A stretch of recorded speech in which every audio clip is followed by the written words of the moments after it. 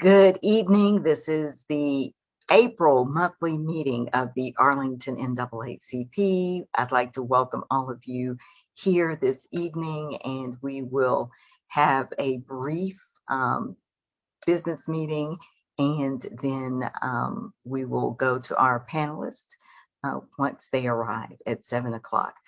We have some experts to talk to us about redistricting, and we've had a kind of a change in our lineup today with regard to moderators. So our religious affairs chair, Pastor Perry Crenshaw, will be moderating that panel discussion. But first, he will open us up with prayer, and we'll do a brief, I'll have some remarks after that. Pastor. Good evening, everybody. Shall we pray? Lord, here we are again with another opportunity that you've provided us with to praise your holy and your righteous name. God, we realize how blessed we truly are to have a God of your magnificence and your mercy. We appreciate, Lord God, all that you do for us and have done for us. Father, we take a moment right now to bless your holy and your righteous name. Maybe we have been so busy today, God, so focused on our stuff today and the stuff of others that we haven't slowed down enough to adequately say thank you for what you've done, to acknowledge you for who you are. So we take a moment right now, even in the midst of an NAACP meeting, because we realize that it is in you that we live and move, and God, we have our being. Lord, we ask, oh God, this evening that you will be the one who leads and guides this meeting and this discussion. For one thing we know is that you are not only a God of love, but you're also a God of justice. So Lord, we pray that you'll have your way. And God, will be so very careful and prayerful to give you the praise, the honor, and the glory. These things we ask right now, God, in the mighty and matchless name of your Son, Jesus the Christ, we pray. Unashamedly, let all who agree say amen. Thank you. Thank you so much. Okay, so before we get going with the panel, I just want to, I think we have to take time to acknowledge that yet another Black man has been killed in this country. Whether it be carelessness, negligence, intentional fear, racism, call it what you want. This is another blatant modern day lynching. It really is. This continues to happen. And you all have heard me say it a million times. It doesn't just happen across the country. It has happened here in Arlington. And so, just the loss of this young man's life is in the pain you hear in his mother's voice and his father's voice is horrible. And so the result continues to be the same. Another Black man has died at the hands of police. And it's unfortunate, and it's got to change. There are some good things, good attempts being made in Texas, in the Texas Legislature. And I call them good attempts because we just don't know if that George Floyd bill is going to pass in the Texas House. And honestly, it likely will not. It's House Bill 88. And I think it's still in committee, and we'll have State Representative Chris Turner and President Bledsoe touch on that. They're supposed to talk about redistricting today, but we'll have them touch on House Bill 88 and the elimination. It calls for the elimination of qualified immunity. No police officer should be immune from discipline if they wrongly take the life of another person. And so often, so many times, that's exactly what happens. Think about it. How many officers do you know that face discipline for unjustly taking someone's life? So, and on top of that, I don't know if you guys are doing the same thing as I am, but I am following the George Floyd or the Derek Chauvin trial. And sometimes the defense puts George Floyd on trial. This is a terrible time in our country, and we can only pray and fight and hope that it gets better. Then you've got the mass killings, the shootings, and so we really need prayer. We probably need to pray again, Pastor Crenshaw. So anyway, I just wanted to talk about, just make sure we didn't pass that by. But we've got some things happening in Arlington. We've been extremely busy with some issues with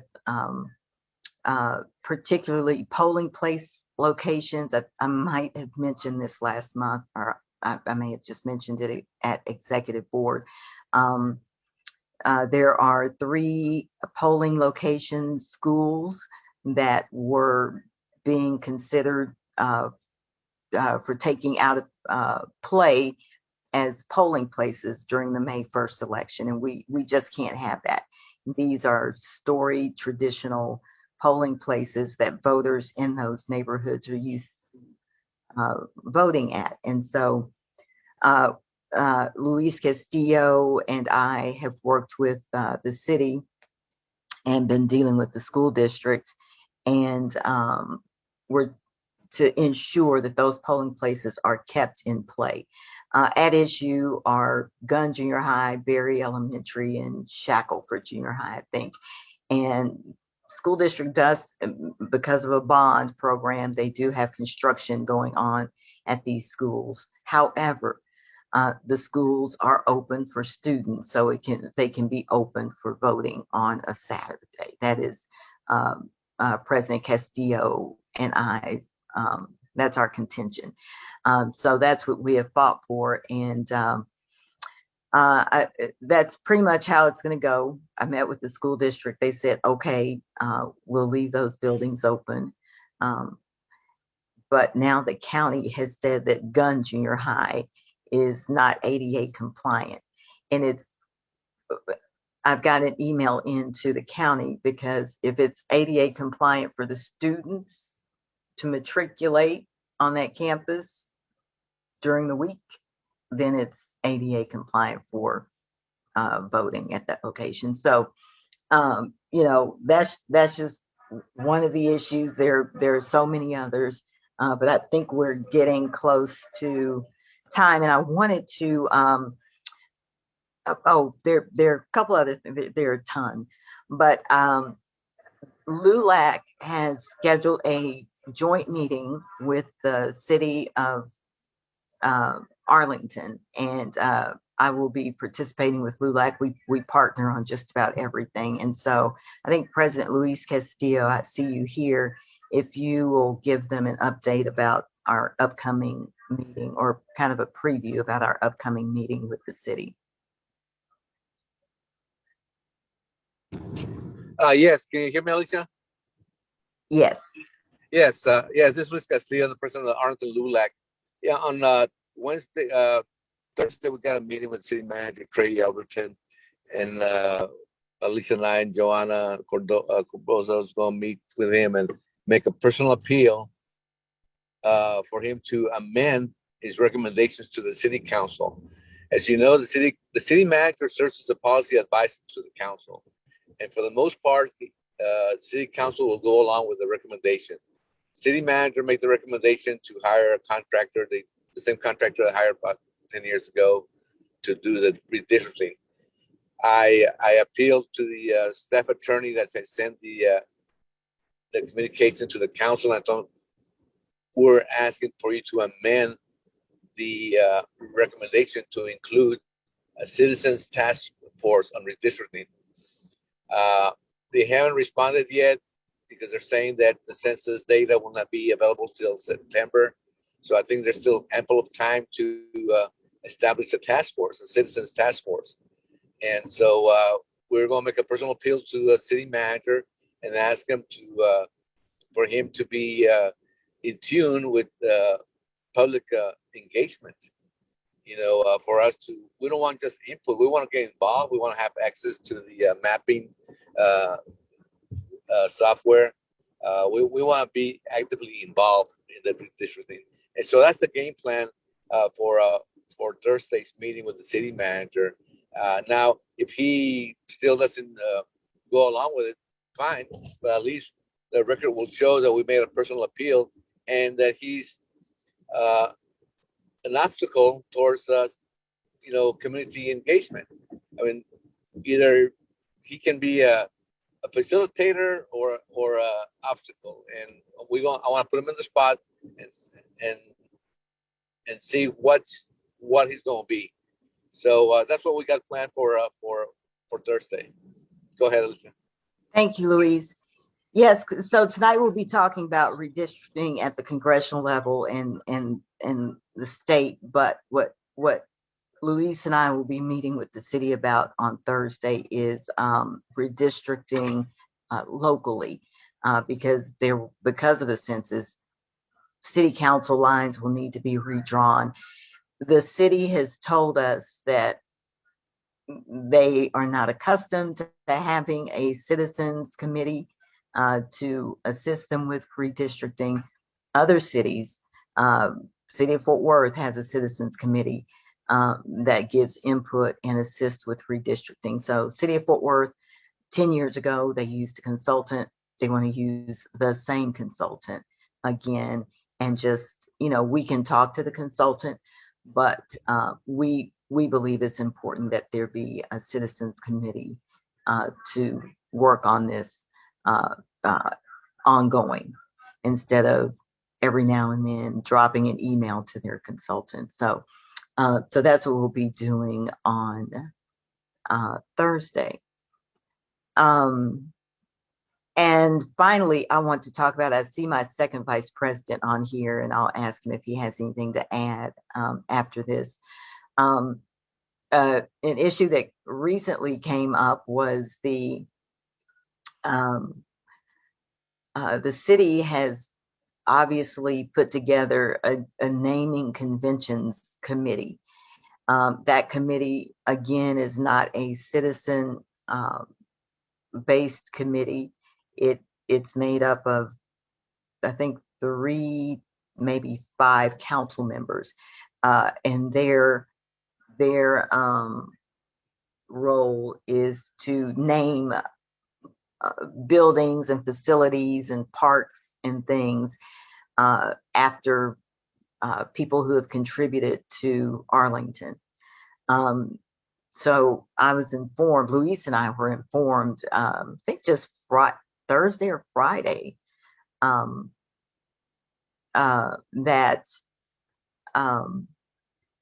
there are a number of facilities that are up to be named in Arlington. I think there are 10 facilities at the moment, and there was a list of 40 plus individuals that this council committee came up with, and there were only 2 African American names on the list and 1 Hispanic name. And so that's, again, if the council would get citizen input, they would have more Black and brown names than just the 3 that they managed to come up with on a list of 47. So there are people in this community who have contributed mightily. They may not be elected, but they have impacted the lives and the life of this city.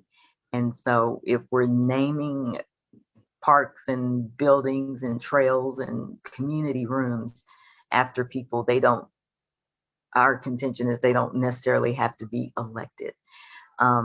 They did select 2 community members, but the overall contention is they don't have a process. And so it looks like they're just picking names of elected officials or their friends. So you can bet we are going to contend and put up a fight against that, because there are worthy people here in our minority communities that deserve that distinction. So that's all I have. Mr. Vice President, am I missing anything that you can think of? Billy. Not that I can hear. I actually got on a little bit late. I had something going on at the house I had to take care of. But no, okay. I believe you covered it. Okay. All right. Okay. We are going to, I see State Representative Chris Turner on. I'm not sure if President Bledsoe. He is, Madam President. He's on. Oh, there he is. I see him up there.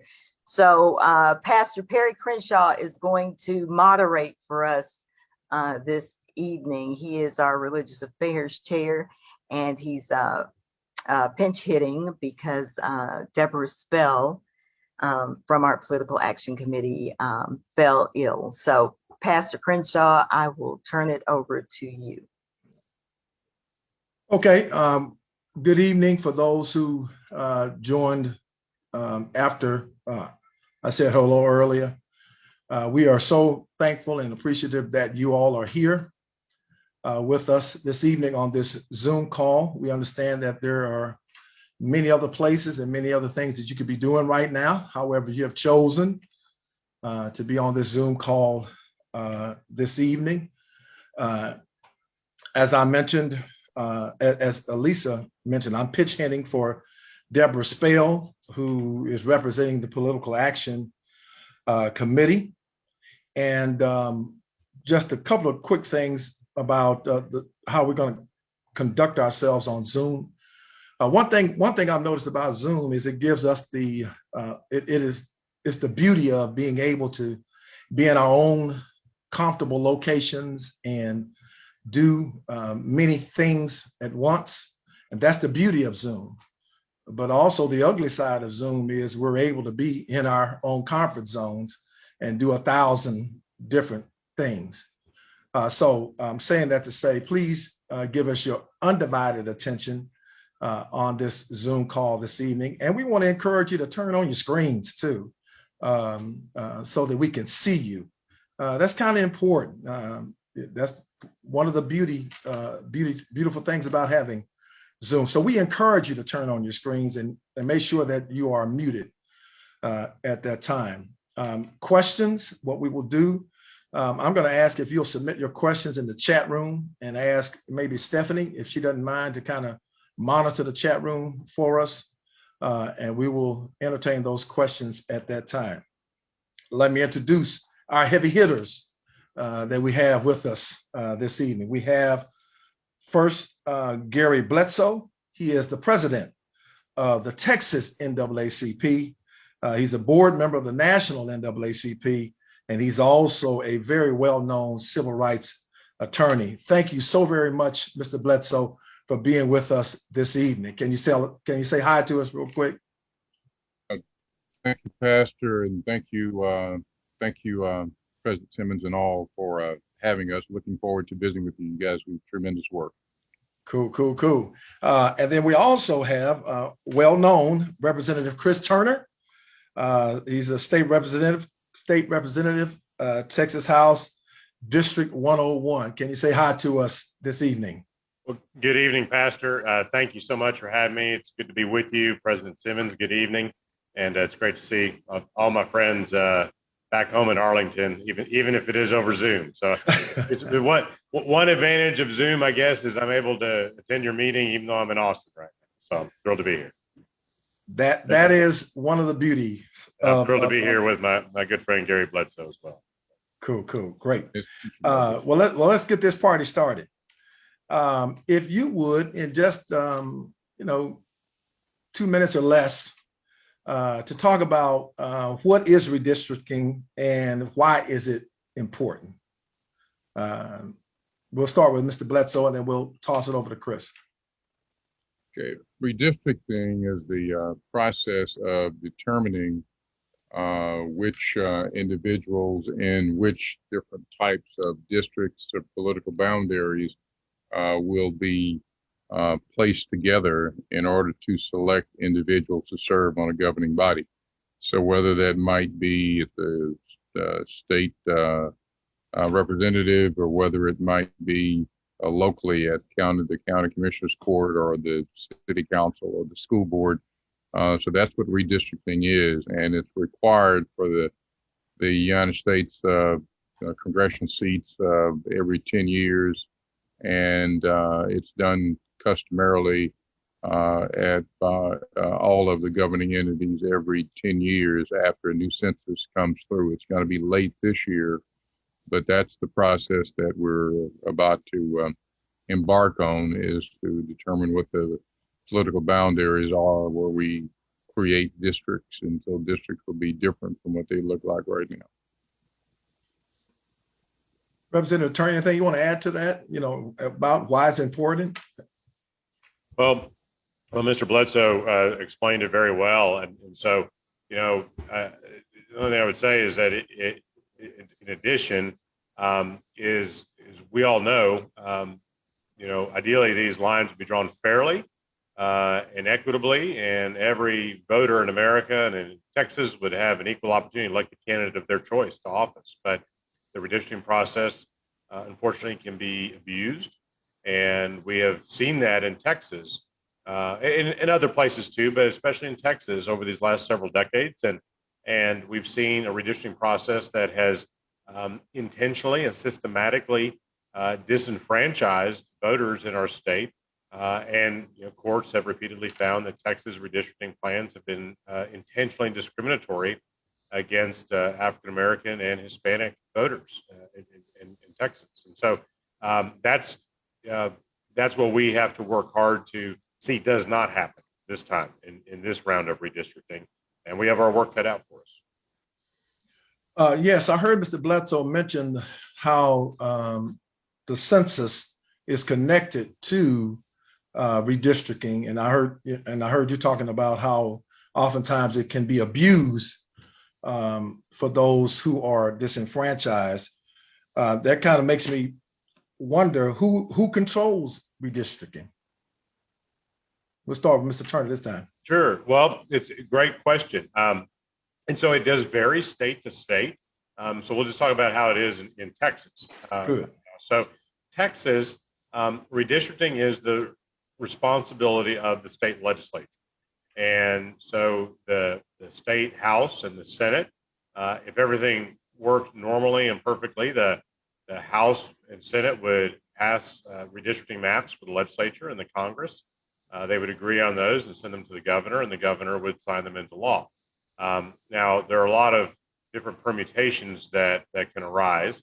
For example, in Texas, there's a provision in our state constitution. If the House, if that process I just described does not happen during the regular session, then an entity called the Legislative Redistricting Board, which is comprised of Lieutenant Governor, the Speaker of the House, and 3 statewide elected officials, would convene and they would draw the maps for the House and the Senate. And there's no similar provision for Congress. So if the legislature does not agree on a congressional map, that defaults to the federal courts. And so the answer is maps can be drawn by the legislature. They could be drawn by the Legislative Redistricting Board, although for reasons I'll explain later, that probably won't be a factor this year. Or they can also be drawn by the courts. And we've had in Texas maps drawn by all of those entities over the last 20 years. Mr. Bledsoe, you may want to add to that, but also, in this democratic process, it makes us wonder how can this process be abused to the point where the disenfranchised are not able to participate fully in the process or hurt by the process? I'll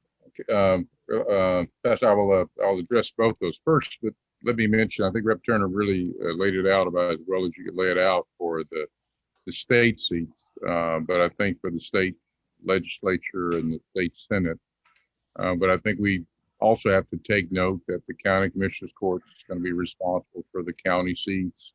The school board will be responsible for their seats, and the city of Arlington would be responsible for its seats. So those bodies would also be going through the very same process.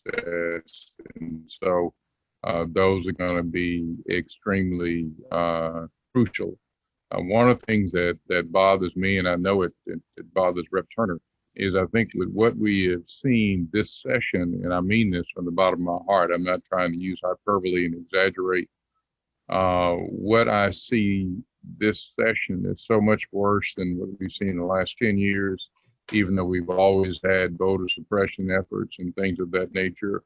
I think what has been signaled is that somewhere decisions have been made to be a lot more extreme. And so we've become accustomed, for example, in having a voice on the county commissioner's court or having a voice on the school board, what have you. I think we have to fight really hard for those because I hate to say it, those were things that whenever you started redistricting, the other side would always say, well, these seats are going to be protected. I've seen some signals now that really worry me that we may have to fight just for what we've had and to be able to keep what we've had in the past, because the way you can draw lines up in a way where you can get a lot fewer people that might support your position elected to bodies and none at all. And so I think that's kind of what the issue is where you draw the boundaries will make all the difference in the world as to what kind of voice that you have. One of the things last time in reference to, for example, the congressional map, Dr. Richard Murray called the Dallas-Fort Worth gerrymander the most egregious racial gerrymander in the U.S. So, we know that people have that ability to do that, but I'm really worried now that they've signaled that we're going to go as far as we can go. And Rep. Turner will probably tell you, I loved it. We were only looking at Senate Bill 9 this time from last session. What we're looking at now is a whole lot more draconian and problematic for us. Right, and I hear you talking about how our legislators play a huge role in this redistricting process, and they are there supposedly to represent us who put them in office. Question on the table would be is how can community members and individuals participate in the redistricting process itself? Instead of just leaving it for the legislators alone to take on this task, how can we be actively involved in it as well? Sure. So I'll give a couple of thoughts on that. And let me just, if I could take a step back for a second and talk about what's happening in the redistricting process this year. Because I think that the timeline is important for everyone to understand as best we can right now. So normally, like President Bledsoe said, following the census, we take up redistricting. And so normally we would be probably starting, having redistricting plans we'd be looking at right now, and there'll be redistricting maps on the floor of the House and the Senate here very soon. But that's different this year because of the delay in the census. And the census was delayed for several reasons. The pandemic, most significantly, obviously delayed the ability for the census takers to go out and go door to door last spring and summer. But also, frankly, the politics that the Trump administration was injecting into the census also created delays. So as a result of all of that, the census data that we normally would have received in Texas at the, probably in the beginning of March, no state is going to receive it now until September. And so obviously in Texas, our legislative session ends this year at the end of May. So we won't be able to take up redistricting at the, for state legislature and Congress until the fall. And that can only happen now. If the legislature is to do it, that can only happen in a special session, which can only be called by the governor. So what's happening right now is the House Redistricting Committee and the Senate Redistricting Committee are holding meetings. They are having hearings right now. I serve on the House Redistricting Committee again, and some of you will recall in January of 2020, shortly before the pandemic, we were having a series of field hearings around the state to get ready for redistricting, and we brought the House Redistricting Committee to Arlington, to District 101, and we had a hearing on a Tuesday or Wednesday afternoon at Tarrant County College Southeast Campus.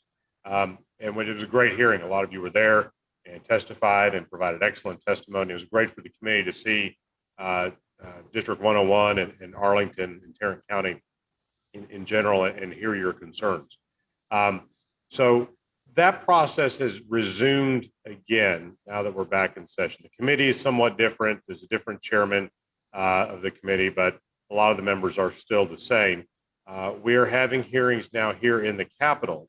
And what they're doing in the House right now is each hearing is focused on a different region of the state. So we've now had a hearing focused on West Texas and a hearing last week focused on East Texas. And this is what I'm getting to is the important point for everyone here. I think the next hearing we have, which is going to be not this week, but next, is actually going to be focused on some legislation, some bills about the redistricting process. After that, the committee is going to resume these sort of regionally focused hearings. And I'm told the next hearing will be focused on North Texas, on the Dallas-Fort Worth Metroplex. And so it is important, I saw Billy Wilson's question in the chat, how people get involved. It is important that people in North Texas testify at that public hearing. And the good news is for the House hearings right now, we are operating under these special rules that do not require people to come and testify in person. If people are invited by the chair to testify, they can testify just like this over Zoom. And for redistricting, it's different in every committee, but for redistricting, you sign up ahead of time, you'll automatically be invited. And I want to encourage everyone, once that hearing is posted, and my office will send it out, and I've got Lynn and Brittany from my staff on the Zoom with me. They'll send it out to everybody, let you know when that hearing is going to be and the process for signing up so you can testify via Zoom to the redistricting committee. Now, it's important to say, just like the hearing we had last year in Arlington, there are no maps yet to testify on. We don't even have the census data. We have projections, but we don't have the data to testify on. So this is not a substitute, in my opinion, and I'm guessing Mr. Bledsoe agrees with me. It's not a substitute for you being able to testify on the actual proposals once they're released, once they're drawn. We need to make that point in these committee hearings. This is great, but we want a chance to testify once you've actually drawn a map. And so we can give you feedback on what that map looks like and how it impacts Tarrant County, how it impacts Arlington and Grand Prairie and all the other communities in North Texas. So, so that's a key way that I hope everyone will be involved, because your testimony, your voices are important. It's important that the committee know that the community in Arlington and all across the state is engaged in this process. Sorry for the long-winded answer, but it was a lot of information. I wanted to try to lay it out as much as I could. And let me say, I agree with what Rep. Turner said there in reference to it doesn't sub for being able to testify substantively about the bill. And so when we've had individuals who have testified so far for the NAACP different units around the state, we've urged all of them to put on the record that they wanted another opportunity to be able to comment on the plans once they're out. Because I think what has shown itself so far this time, and I'd love to hear if Rep. Turner agrees or disagrees with this, but it seems like there's been a real push for more secrecy this time. And some of the efforts that had to be taken, for example, over on the Senate side, one of the things that one of the issues obviously is what kind of notice you give individuals to comment on a map if a map is produced. And so the proposals that were originally put forth were so limited as to really eliminate any possibility for people who were really aligned with our side to really have any effective comment. And so we expect that, at least I expect them to follow that same game plan and probably try to give as little notice as possible to limit the ability. And so I guess that's one of the things that's going to be voted on, what Rep. Turner's talking about now, what kind of guidelines are going to be, what kind of notice is going to be provided, et cetera, so that people can take a look at the maps. But what I would say in answer to the question in reference to what you can do, I'm gonna speak both as to what an individual can do and as well as what the branch can do.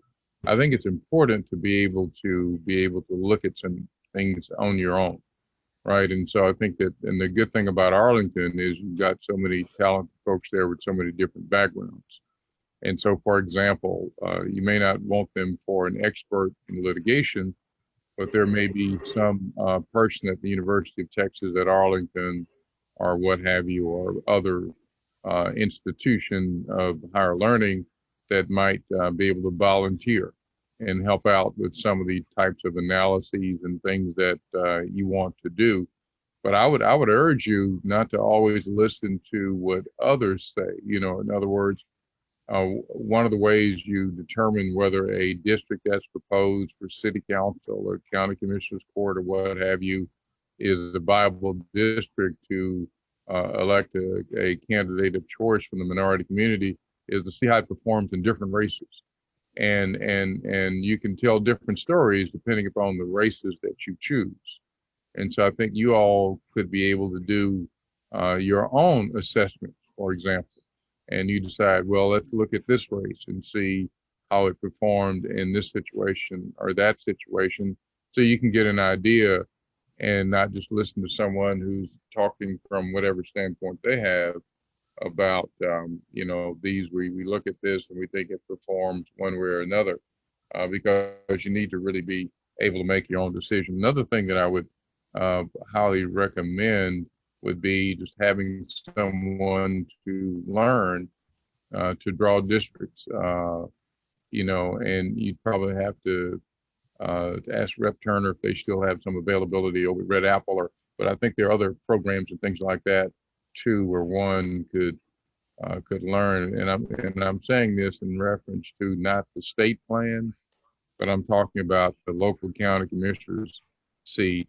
the city council, where you might want to look at your own. And now, and so you need to get some understanding what the basics are that are required as a branch, to know exactly what's possible and not possible. I want to give you, though, one incredible piece of information I think is really worthwhile. Now, it may not have the greatest worth in a courtroom because of the requirements of the 50.1% and all that to create new districts.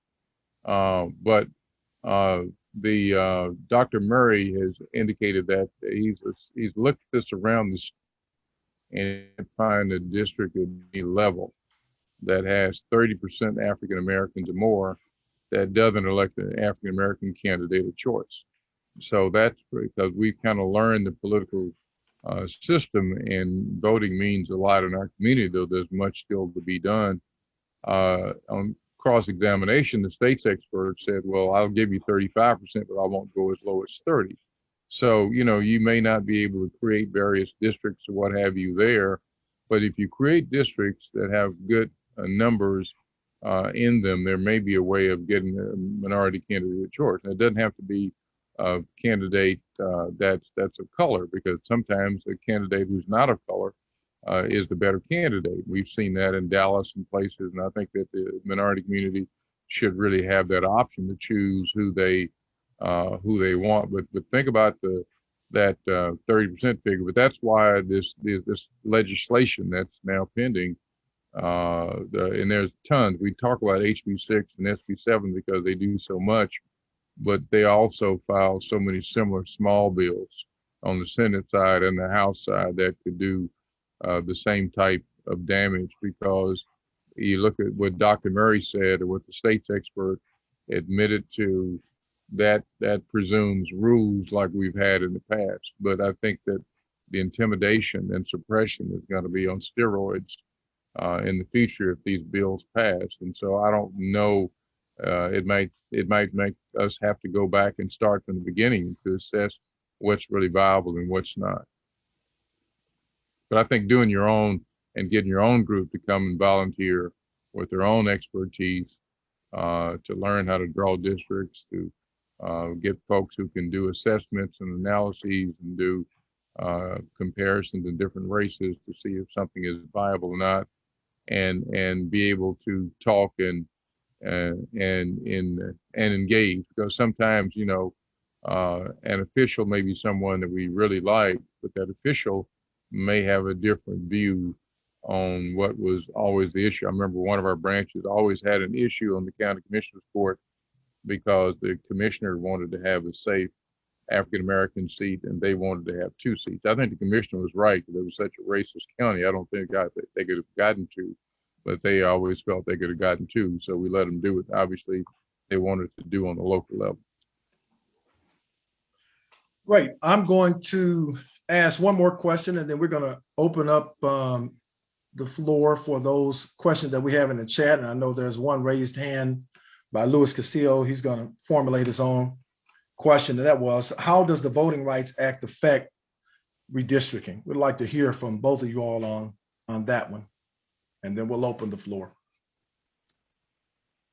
Well, I'll take a ballpark swing at that, but I'm going to defer to the attorney and the Gary's been a leader in the courtroom fighting under the Voting Rights Act some of these bad redistricting plans over the years. But the Voting Rights Act, I mean, it should be noted, passed in 1965, under the leadership of a Texan president, Lyndon Johnson, because he and the Congress agreed that it was time to ensure that every American had the right to freely and fully participate in the democratic process. And that's how, finally this country was able to put the stain of, poll taxes and literacy tests and so many other forms of suppression behind us.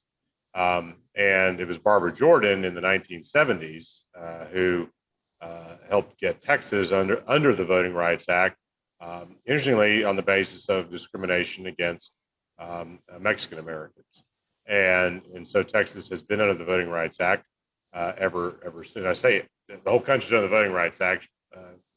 Congresswoman Jordan got us under Section 5 of the Voting Rights Act, which required pre-clearance. So anytime changes were made to voting laws in states like Texas that had a well-documented history of discriminatory practice, those had to be pre-cleared by the Department of Justice or by a federal court in Washington, D.C.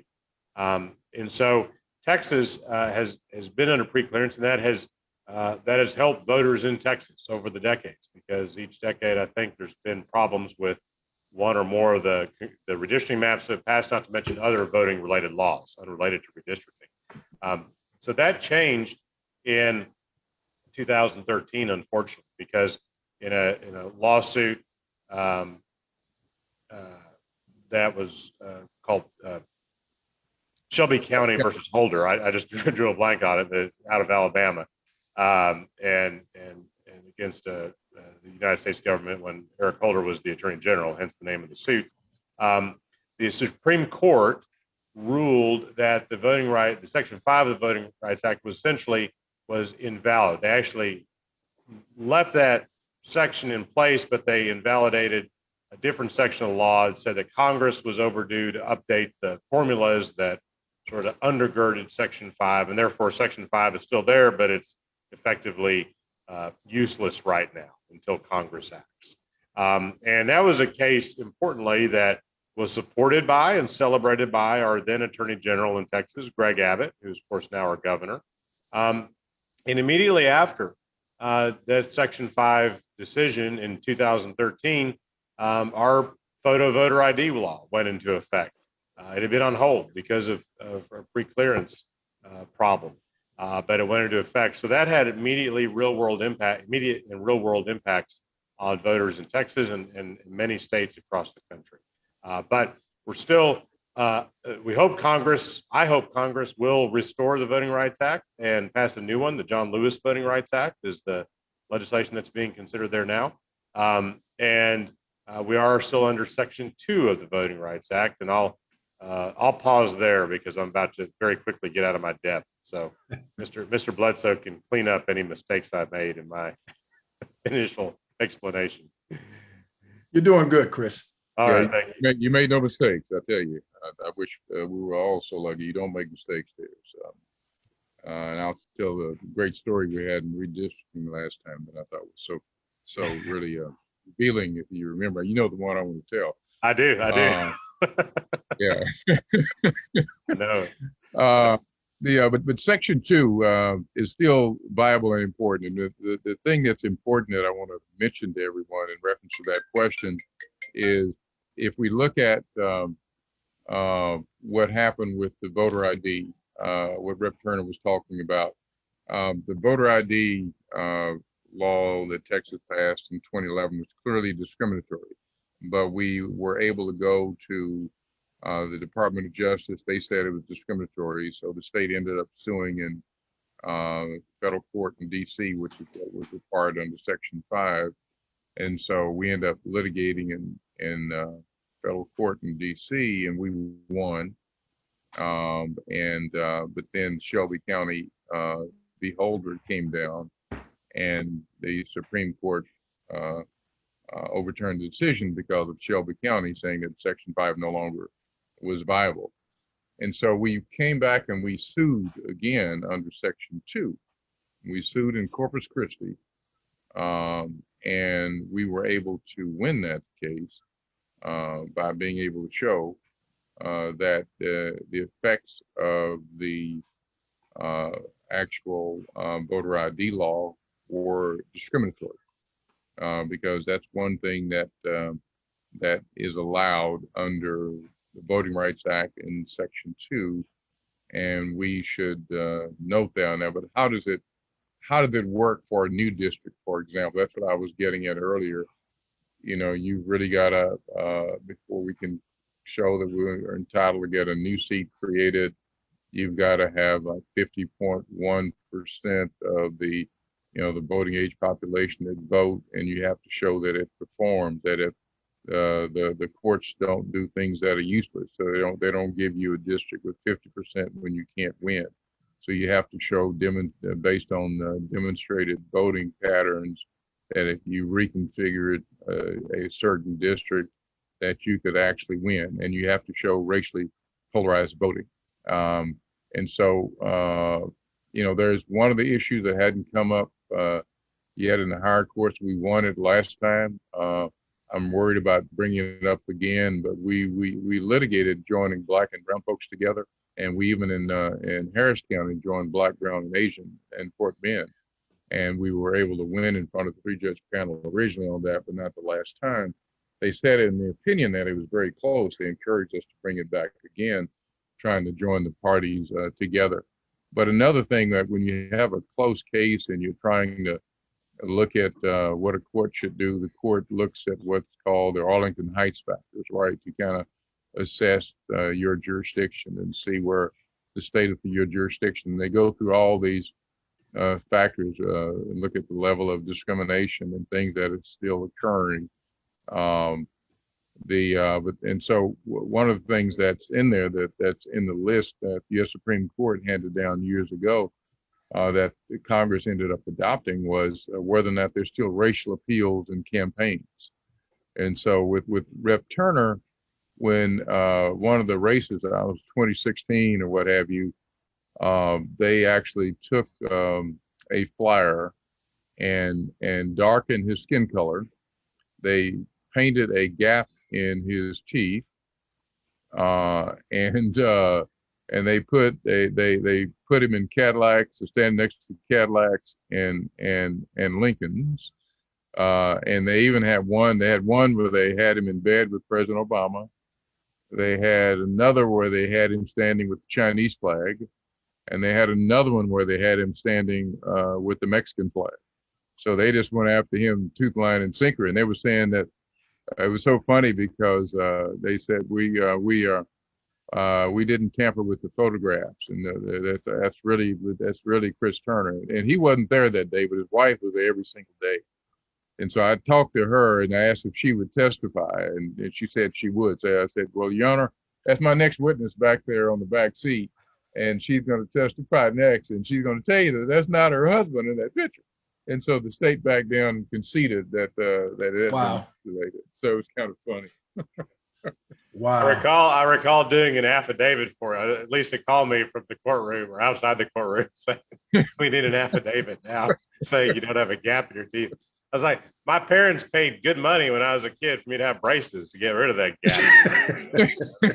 That is crazy. But Yeah. some of my, Lisa, Stephanie, Bill, y'all will remember this was the 2010 election. They did this when I was running for re-election the first time against Bill Zedler. This was Bill Zedler's mail pieces coming after me, and yeah, it was way over the top, and I'm glad something good came out of that terrible campaign. Great. Okay. Stephanie, can you ask Billy's question about the best practices? I sent you a chat. I'm not sure if you got it. Sorry. Yes, I saw it. Okay, so he's got quite a few out here. Just the one about best practices.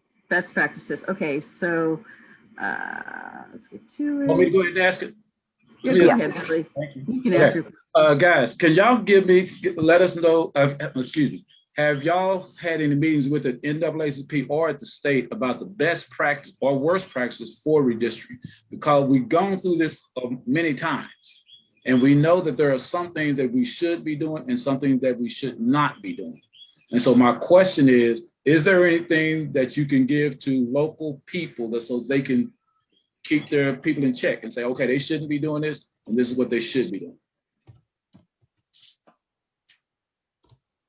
Are you talking about local redistricting locally, Billy, or? Chris, as far as state, because like the state, you're getting ready to do your redistricting. Y'all are getting ready, y'all are having your hearings, y'all are doing all these things. Is there anything that y'all looking at that are best practices or worst practices? And then I'd like to hear, because that's what I meant it for. But if Gary knows of anything, I'd appreciate that as well. Well, I think in terms of best practices,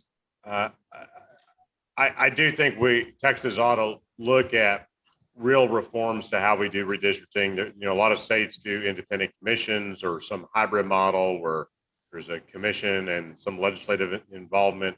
I think that those ideas have merit. The question is, how do you get the legislature to give up that power to draw those maps, and put it in the hands of the voters? In California, it happened because California has initiative and referendum, so the voters were able to, through petition, create that change. And so, short of that ideal, perhaps, I think best practices be we need to get the data. We need to propose legislation. Essentially, a map is a bill. It's a bill like any other bill in the legislature, and we need to put that bill out there for public review, and not just what's called in the Capitol here a shell bill, where it doesn't really do anything, and then you spring the real bill at the 11th hour, and no one has a chance to review it. No, put out the real proposal in advance, put it online so people can look at it on their computers or on their phones, and give people meaningful opportunity to provide input to the committee, to the legislature, the House and Senate, and the governor, and let the public really comment on the real plan, not the fake plan that's sort of been out there for a few weeks. So that's a one I think would be a really good best practice for the legislature to do. And worst practices to avoid, what happened last time when there were, secret emails that, Gary and other good lawyers, unearthed in the discovery process, where they were scheming about how to, swap out, these Hispanic voters who don't vote. We're going to move them over here into this district to make this district look more Hispanic, and things like that. let's cut out the backroom deals, the very cynical racial gerrymandering that was going on, and let's open up the process and let people have visibility into the process. How realistically do you do that though? I mean, because I'm sensing that there's a degree of difficulty in preventing that from happening, and it's done intentionally to to clog the wheel kind of thing. So how realistically do you stop that? Sure, it's challenging. That's where we need the public to weigh in early and often and frequently and say we demand to have the ability to see proposed maps and be able to offer meaningful comment on them before you vote on these bills. That's number one. And then it's the legislature, it's my job and my colleagues' job is to try to hold my colleagues to a higher standard than what they've conducted themselves in the past. Right. And hopefully the threat or the fear of litigation down the road, from the Texas NAACP and other organizations, hopefully that also acts as a motivator for people to operate in good faith. But those are the tools I know of at our disposal. Best practices, Mr. Bledsoe, worst practices? Well, I love those that Rep. Turner was discussing. We haven't put together, that's a great idea. There are a couple of like lectures or presentations we've given that include certain things that might be best practices or some things that might be avoided. But let me give you some of the ones I would think that would come to mind right off. I think that one of the things that's going to be extremely important is to try to make sure that you can work in coalition with others, and you don't, to the extent you can avoid friction. That would be important, because what you find in some of those situations. That was one of the testimony, one of them last time. Rep. Turner might remember this. And it may be one of the ones he was talking about, where there was a Latino rep from San Antonio, and he took a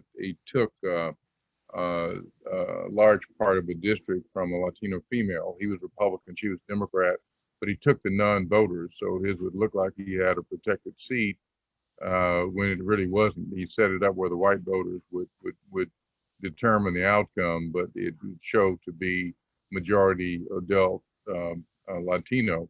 So, and they got into a big issue on the floor, and a gun got involved. Representative Sempronia Thompson testified that the guy who had done the misdeed wouldn't move from the seat. I wouldn't leave the podium until he was escorted by house security after speaking and doing the deed. So, but the point is this: sometimes you get really make bitter enemies when you don't need to, and you have people say, "I want this" or "I want that."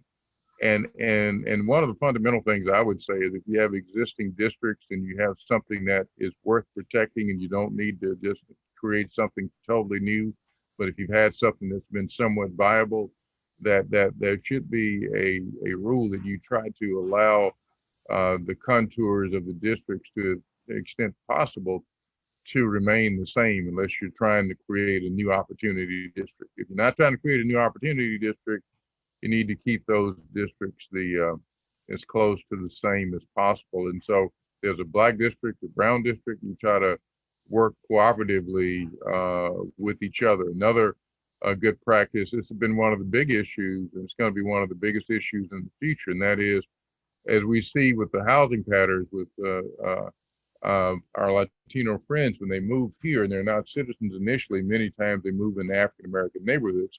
And what we're finding is, because they have some unique requirements in the Fifth Circuit where we live, that in that 50.1% requirement for creating a new district, has actually a citizenship component as well. So at so many levels of government, you can't create a new Latino seat or a new African American seat with 50.1% from that group. But you may be able to create 50.1% that are combined. So it's important that you be able to establish some common sociological conditions relating to each group where government could serve them both similarly. And so a representative would be presenting similar issues for them. And you also need to be able to show that they have generally voted together. It doesn't mean 100% of the time, but whether 6% of the time or 70% of the time. Because see, you can draw a district, you can gerrymander.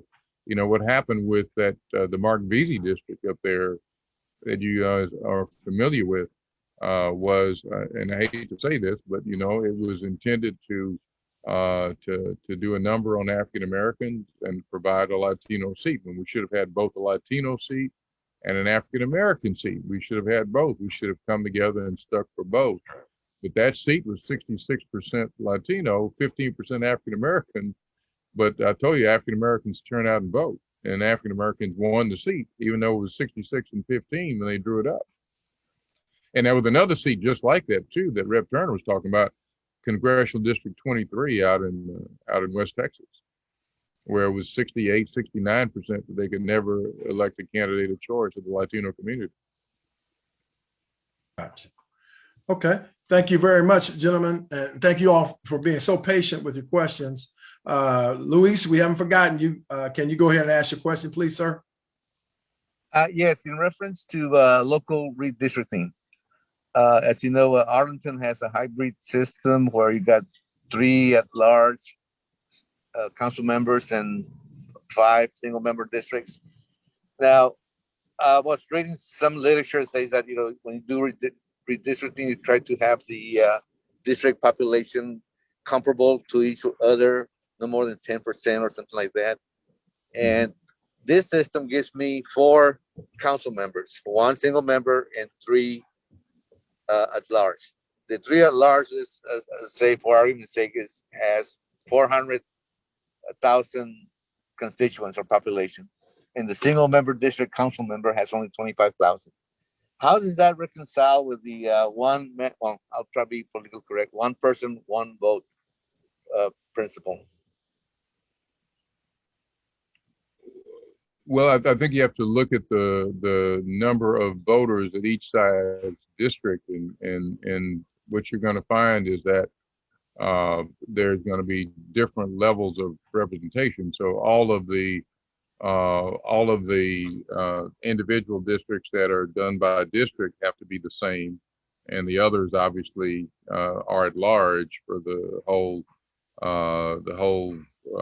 entity, but they represent everybody. So everybody still has a representative at the local level where they are elected by districts, and then when they're elected at large, so everyone will have 2 representatives under that kind of, or 4 representatives under that scenario. So I think the courts will continue to uphold that. Now, you can always challenge those, because I think that when you look at if it's 3-3-1, or I forget the configuration you were talking about, if there is a number, if it's not performing for minorities and it could perform for minorities, then there may be some opportunity for litigation there to create a better system if you can meet those, you know, the 3-prong test that you're required to meet. The only thing I will say is, you know, you've got a tough venue. Your federal judges up there are really, really rough.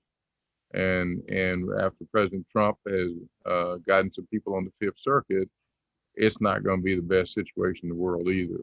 So,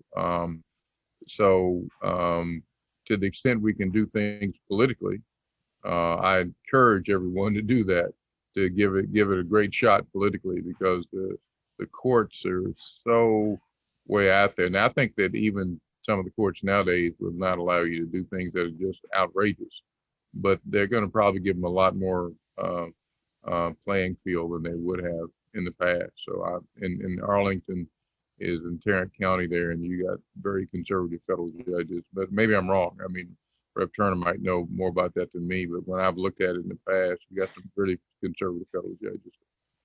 That's my understanding. So no, I don't have anything to add to that.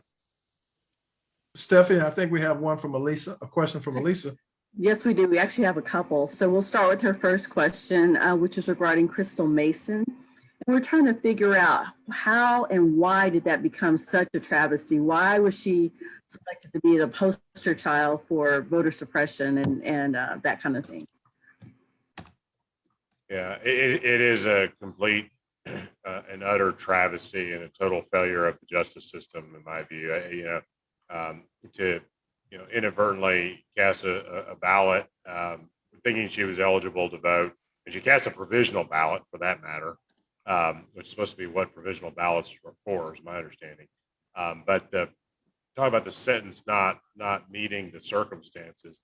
It's just completely outrageous how I think the Tarrant County DA handled it and how the courts have handled it. And I think, I know there is some legislation moving in the House to try to address this type of situation for the go forward. And I know also, I believe that, I'm sure Gary can speak more to it, but the Court of Criminal Appeals, I believe, has agreed to take a look at Crystal Mason's case. But it needs to be reversed. It's completely outrageous what has happened to her. Well, I think that, as everyone knows, I think Lisa actually is our vice president too at the state level.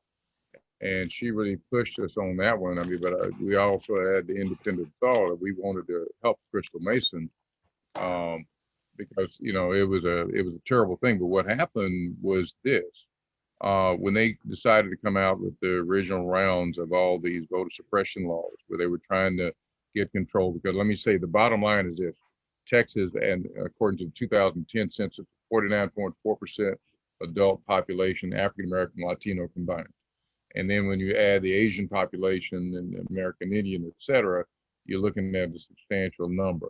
And the state demographer has recently produced a report and testified over the Senate when I was there, where it's clearly we're a majority minority state already. Okay, so they're trying to create all these laws so you can stop minorities from being able to take over. So that's why they're doing what they're doing, is cut it to the chase. That's what we're dealing with. And so what with Crystal Mason, they found an opportunity that she should never have been charged. When I testified the other day, I was so upset in the Senate when they used her as a prop. I came up and said she should have never been charged. I want them to know that was my opinion.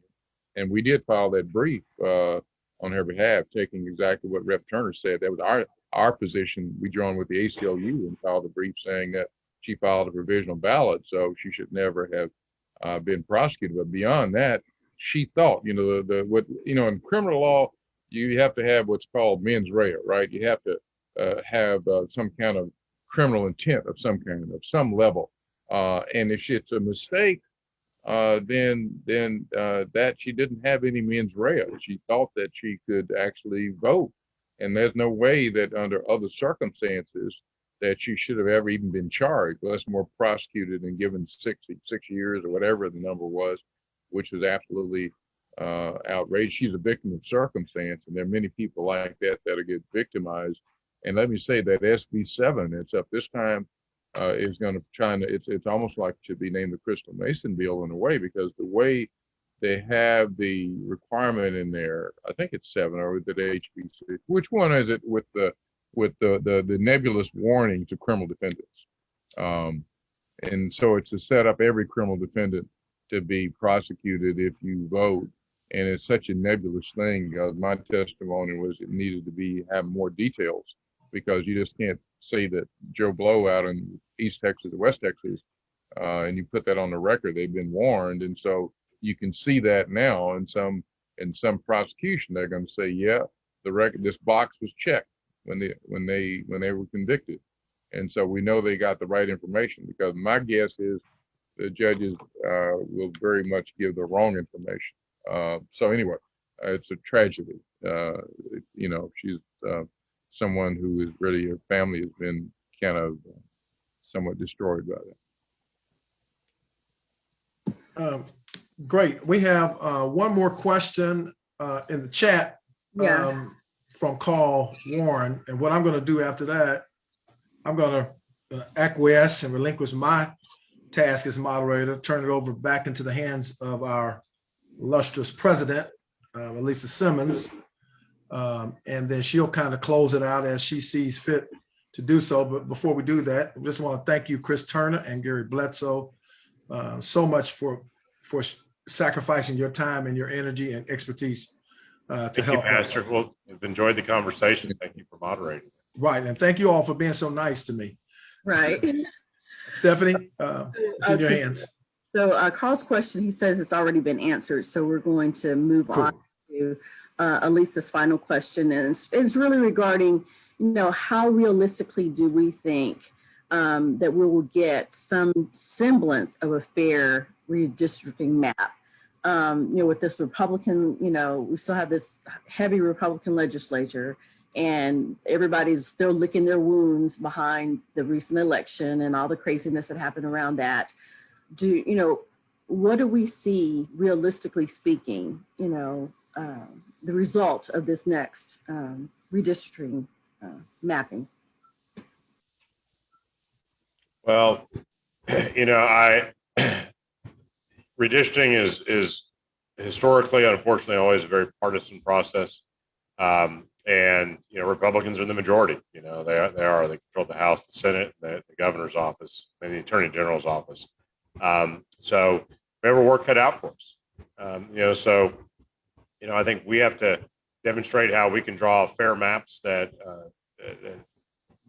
give all Texans the opportunity, like the candidates of their choice, a fair opportunity, and make the best case. But that's why this public testimony and engagement and demonstrating that the public is watching, and advocacy groups like the NAACP are watching, is so important to really keep the process as honest as possible. But there's always litigation after redistricting every time, and I expect this time to be no different. But I do think it's going to be a contentious process.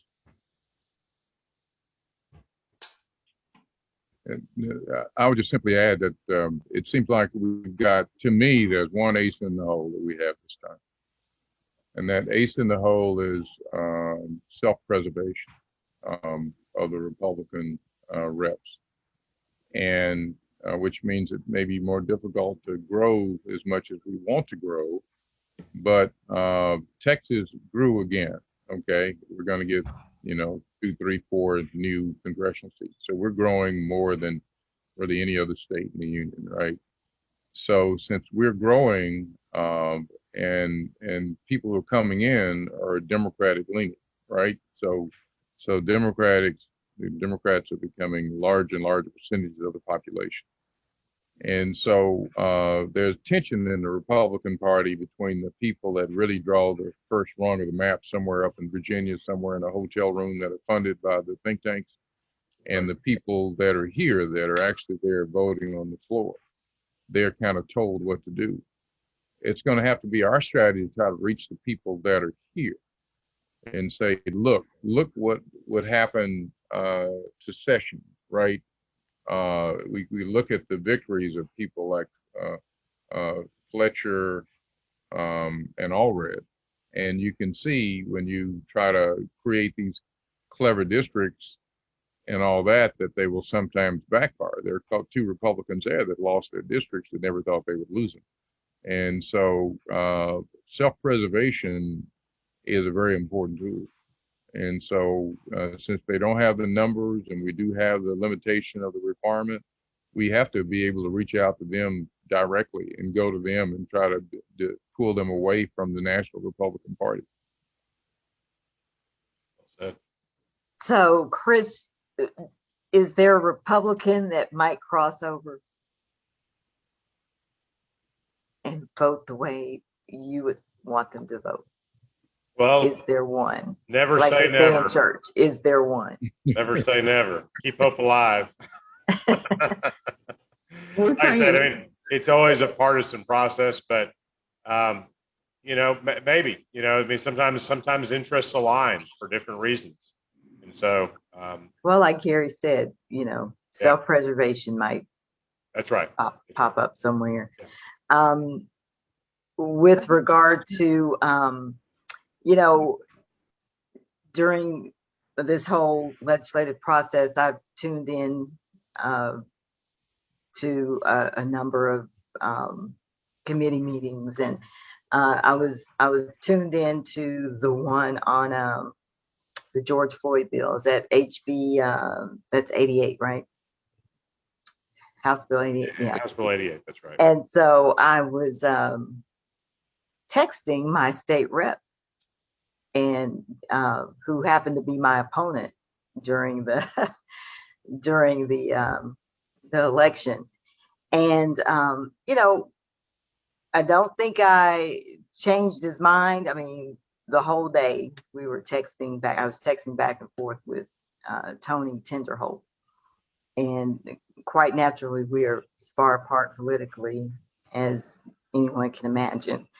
But you know, we know the George Floyd bill is a good one, and he said everything in it is good except qualified immunity. So then we had that discussion. So, you know, at first he, you know, at the beginning of the day, he was saying it's not a great bill. Then throughout the process, he was saying everything is good about it except for qualified immunity. So, I mean, I guess you can, you know, my point is that we all need to be engaged some way, somehow. And don't just talk to the Democrats, go talk to the Republicans, go talk to the other side. I don't think he's going to support it, but you know, we had good discussions via chat. You know, it went from it's a bad bill to, well, it's a good bill except for this one piece. So. That's good you're talking to him, Elisa. You know, and I tell you, Miss Thompson is working it hard. I've talked to her 2 or 3 times in just the last couple of days about this bill, and try to do everything we can to get it out of the House. Give us a brief update about that one and any other bills that, I mean, I know there are thousands, but Sure. I'll be happy to. And then I'm sorry, I'm gonna have to log off in just a couple of minutes because I do have one more meeting for the day. Okay. You know, so Ms. Thompson did a great job laying out the George Floyd Act a couple of weeks ago in that committee, and she has a lot of support for it in the House. But I think, you know, the qualified immunity is the big issue that's hanging up a lot of Republicans on it. I will tell you though that, you know, Ms. Thompson has broken that bill up into pieces, and so she has several single shots, so you can get the duty to intervene in one bill and get the excessive force in another bill, and so on and so forth. So she's being very strategic in how she's approaching it. So I'm hoping one or more of those things will start moving through the legislative process here. You know, big picture, we talked a lot about redistricting. Mr. Bledsoe alluded to these bad election bills, House Bill 6, Senate Bill 7. You know, these are bills and solutions in search of problems, where they're trying to, you know, say this is about preserving the integrity of the election. This is about harassing voters. It's about suppressing the vote. It's about giving credibility to the big lie of Donald Trump that somehow he really won the election that we know that he lost. And so that's going to be, I think, the biggest fight of the session. But there's going to be some other contentious issues with respect to abortion, as always, guns. We're going to have a permitless carry bill on the House floor on Thursday, believe it or not. You know, and some of the insane legislation these guys are coming with is just really, really frustrating. But on the bright side, I will tell you, tomorrow in the House, Representative Tony Rose has her bill on the House floor that would extend Medicaid coverage to new moms for 12 months after they give birth. It's a really important bill to address maternal mortality. Phil Cortez has a bill to extend Medicaid and CHIP eligibility for kids from 6 months to 12 months enrollment. Today I passed out my bill I've been trying to pass for a long time, which would ban payday lenders. You know, we've all worked on that issue together in Arlington. Ban payday lenders from making unsolicited calls to my constituents, to our neighbors. They're exempted from the do not call list right now, believe it or not. And we've passed a bill to close that loophole. We'll see if we can get through the Senate. So there's some good things happening too. But but we're going to have some pretty contentious fights on guns, on healthcare, abortion, and elections. I have one quick question, and you mentioned something earlier about learning how to draw districts and how to, what's involved in that.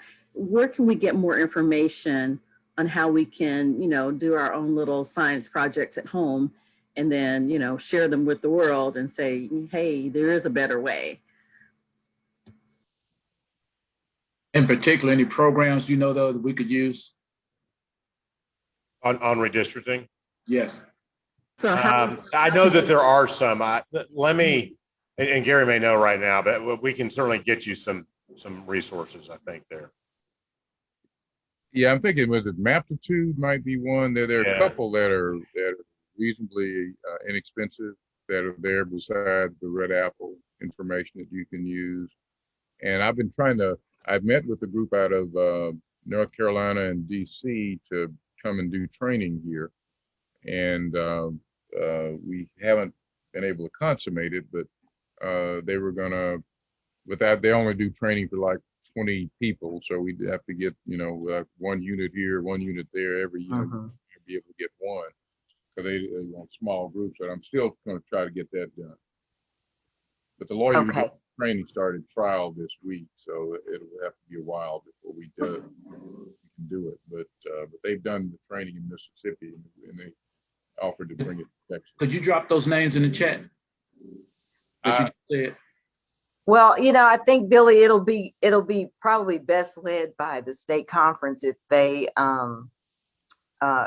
if they're able to offer training, like you said, unit by unit.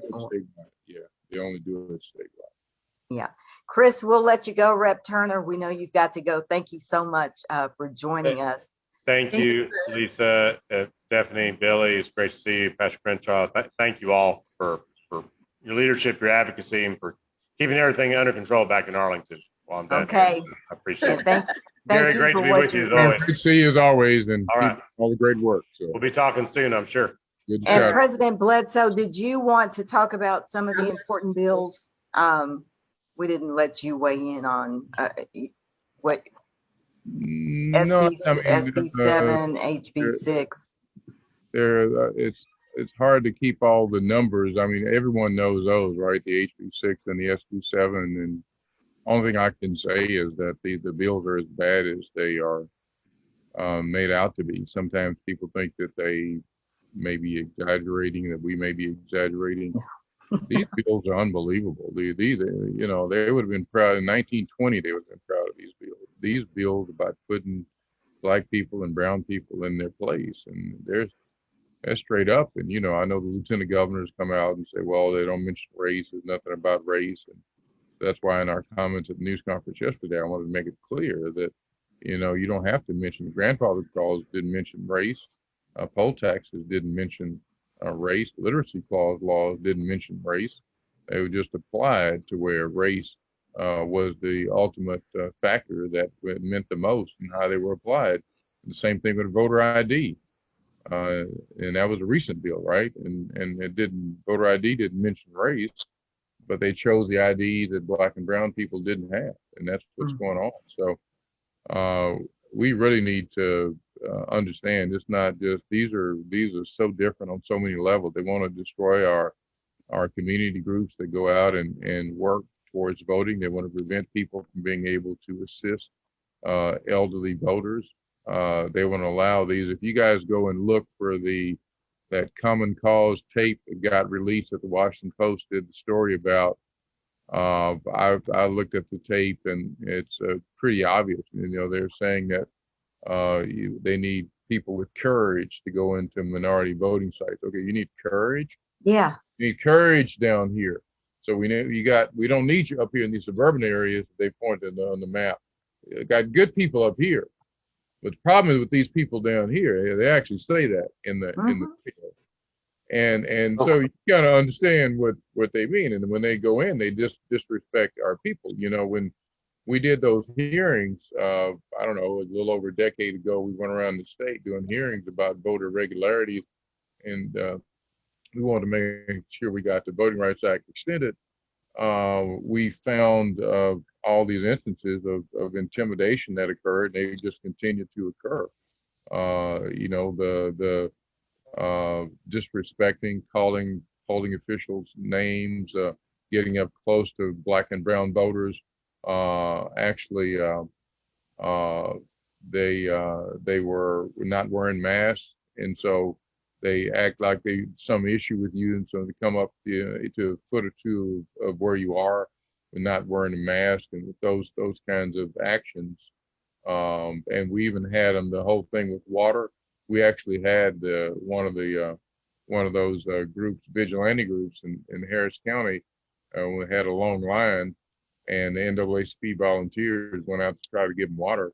They tried to prevent them from giving water, and our folks went ahead and gave them water, and they went to the Harris County attorney and tried to get our people indicted. So, I mean, it's just crazy. And so SB6, SB7, and HB6, two of the biggest, they had a big play with SB11, which would reformed all the courts, and they just pulled that down last Thursday night.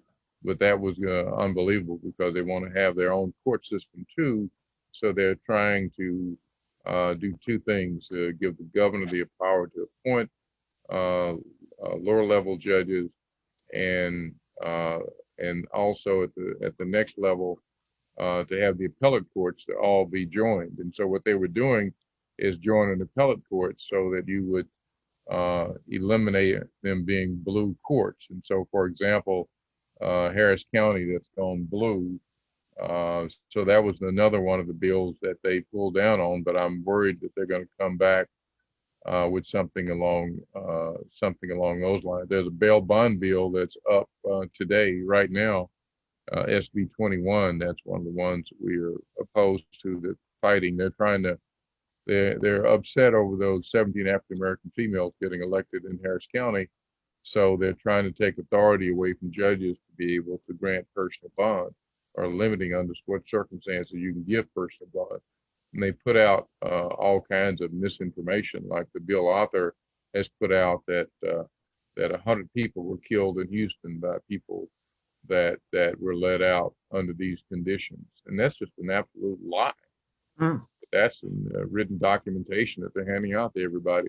But they're trying to take the authority away from district judges, because now we get more district judges that look like us. So it's just a whole list. There was 9 last Thursday. There were 9 really bad election bills, because what they've done is not just SB7 and HB6. They know that maybe if the big ones don't pass for some reason, they have all these small bills that do essentially the same thing, but one piece of it, instead of doing 20 or 30 things in the bill.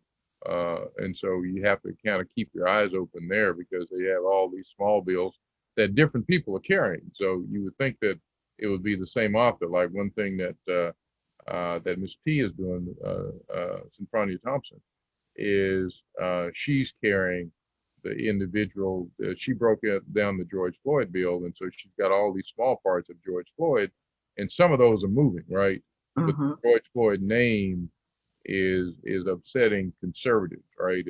And they even sent word to black folks telling us that if we took his name off of it, they would support it, but he's a criminal. Wow. And I'm saying, the guys are lying, right? I mean, they're trying to say something. Yeah. Go ahead, Gary.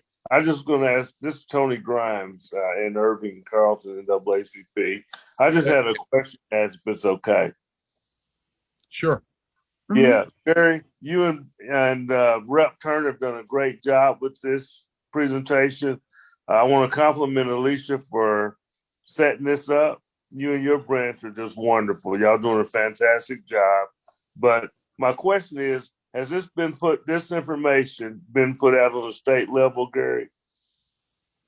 Yeah, we sent out some communications about SB7 and HB6 and SB11. Now, we haven't sent things out on each bill, but I think what some people have been asked to come in and testify on different bills. So we have had several emails to go out statewide. And Uh, so, yeah.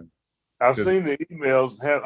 I'm talking about something of this magnitude. A conference call or Zoom call like this statewide would be so Sure. informative if we Yeah, could put we're something like next, that. let's see here. We're going to have one on Monday, the 26th. Okay, it's already, has that email gone out? I don't recall seeing it. No. I talked to Erica today to see when would be a good time to do it. I was trying to get it done at a strategic time when all the bills are about to start rolling. And so we wanted to have I need to get the executive committee together before that. So we were going to try to get the executive committee this week, and then the 26th to have that statewide meeting where we get everybody charged up. But we've tried to, get people looped in on the different things that we've been doing there. But it's and sometimes you're at cross purposes, right? To be honest yeah. with you, because when you're over there, I'm not as young as I used to be, but I've been spending many 1 or 2 a.m. nights over the legislature. And Man, can we get this I'm set saying before the morning? I can't be on the Zoom. Although one night I did do a national Zoom because that's when I was doing the national housing seminar, and it happened to be the same night the Senate Bill 7 was up. So, so I went and did that seminar until they called my name. So yeah. Yeah, I know you're a busy guy. Pull Alicia. Well, that's what I was just about to say, She's President Grimes. She's done a great job in helping with that the news conference. It went real well. Yes, I'm going to step up my role as in my role as first vice president of the state. But you're right, President Grimes. We need to communicate more and often because our members and people, as you could tell by the questions, are looking for things to do. We don't know what do we do, and give us the tools to do it, and we'll do it. So we're going to do better by that, providing tools and communicating out so that it's not just working President Bledsoe to death, because he knows every last bill that's before the House and Senate. I can name probably 20, but that's it, and there are thousands. So, and people need to be knowledgeable about that. When we say we need you in Austin or we need you on Zoom, they need to be knowledgeable about, and really just go and testify their beliefs, their positions, but they need to know how to do it, and we need to communicate that to them often. I think we have something. Are we planning a rally in Austin, Gary? No, well, that's that discussion coming. I'm not sure that we're planning a rally. I may have a different. Oh no, I wasn't talking about that one. I thought there was. We were going to have one this Thursday. We were talking about it, but the day we were going to come up with the idea, the lieutenant governor came up with new rules for the Capitol grounds. But there is going to be one on Thursday that some folks are going to have anyway. And I couldn't allow them to use our name if it's going to be kind of a not legal rally. We have to go through the protocol and get national approval. Correct. Right? So we are having on Friday, though, we are having a news conference where we're going to be unveiling the corporate initiative where we've been getting corporations signed up and businesses to support us in our effort to proliferate democracy and oppose what the leadership is trying to do in this state. And we've had some real success with that. We have a partnership working with the League of Women Voters and Lulac on that. And we also have going to talk, we've got 3 Republicans committed to come and stand with us and take our position. That's going to be kind of a big deal there. And we're trying to work and get some more. And we think there may be 2 more for sure that we might be able to get for Friday, and I'm going to even reach out to a former speaker. So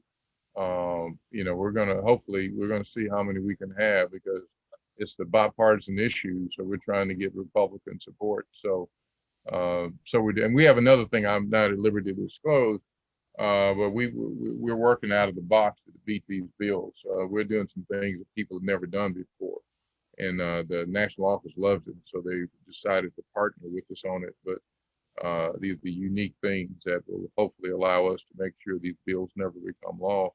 And I'm also meeting with, we've got 3 different, 2 of the big law firms that are want to represent us, and one of the private law firms wants to represent us, the big public entities, for suing the state over HB 6 and SB 7. So we probably, we can't say until national authorizes it, but I let national know we're having talks, so we'll probably be involved in litigation and suing over these bills too. So, but I think we got a real good shot at stopping.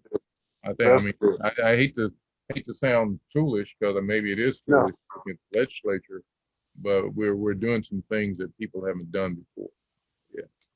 Well, I think it's good that you're on top of your game, and if you include Ms. Simmons, I think we will be on top of our game. But she's already pronounced. I think what she's saying is great.